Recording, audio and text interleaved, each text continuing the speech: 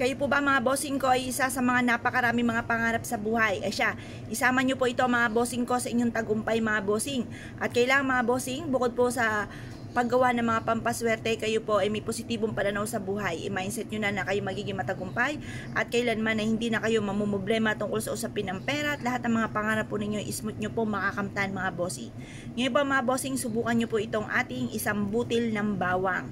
Kung maraming bawang, asya, ito po mga mainam na lagyan nyo ng inyong bawang. Bintana, pintuan, bawat sulok ng inyong tahanan, ilalim ng inyong unan at ilalim ng inyong higaan, maging sa inyong pong pitaka at bag at lagayan ng pera, maging sa inyong pong kaha.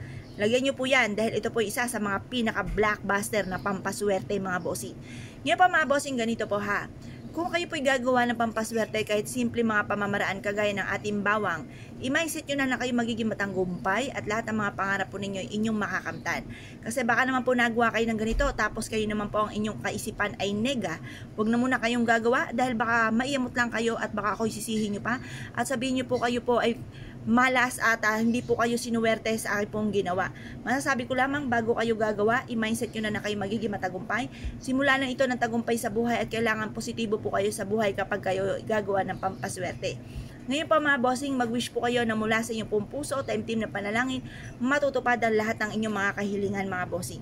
Ganito pa mga bossing, sa pamamagitan ng ating bawang mga bossing, sabihin nyo po, hawakan nyo po ito, ilagay sa inyo pong palad para mahigop ang mga kamalasan at para kapag kayo nagkaroon ng pera, mapapalago nyo po ito at hindi ito mapupunta sa wala.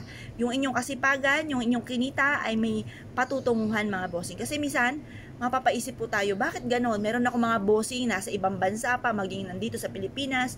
Sabi po nila, kung iisipin daw po, parang milyon na ang kanilang nahawakan. Pero wala sila kahit isa mang nakita na naipundar. Yan, kaya kailangan alisin natin ang mga kamalasan sa ating mga kamay para pag may dumating na pera, makikita naman po natin, maubos man po ito, nakita po natin kung saan ito nagpupunta. Meron tayong napupundar. Ngayon po, para mahigop ang ating mga pagiging gastador, higupin po ng ating pong bawang at pagkatapos mag-wish ka na sa pamamagitan ng bawang na ito at bukod sa sipag at tiyaga at pananalig sa mahal na Panginoon, magkakaroon ako ng malaking bahay, magkakaroon ako ng sariling negosyo na dito na ako yayaman, magkakaroon ako ng mga bagay na matagal ko nang pinapangarap. Positive lamang, isa-isip po natin, isa puso na magkakatotoo lahat ng ating mga pangarap sa buhay.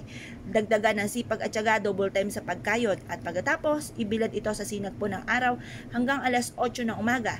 Kagaya ng mga nabanggit ko na posisyon o sa mga pwesto ng inyo pong bawang ay doon nyo po ilalagay upang sa ganon kayo po ay matupad lahat yung mga pangarap at i-adjust ako sa lagi ikaw suswertihin. Ako po mga bossing, chine-check ko po yung bag ko. Chine-check ko po ito kung ang aking pong bawang sa bag ay fresh pa. Kasi kapag natuyo na po yan, paltan nyo lang po ng bago na bawang. Kasi maaaring tuyo na yung bawang natin, marami na siya nahigop na mga negatibo na parang minamalas na uli, hindi na sinuswerte. Check nyo rin po yung bawang po ninyo at baka tuyo na po yan, itapon nyo lang po yan sa basurahan. Tapos paltan natin ng bago. Kaya kung kayo pinaniwala at nais po itong gawin mga bossing, ay siya, wag na po kayo magpatumpik-tumpik pa, subukan nyo po ito, proven po ito na maswerte. Yun na po mga bossing, good luck po sa inyo po lahat. Salamat po.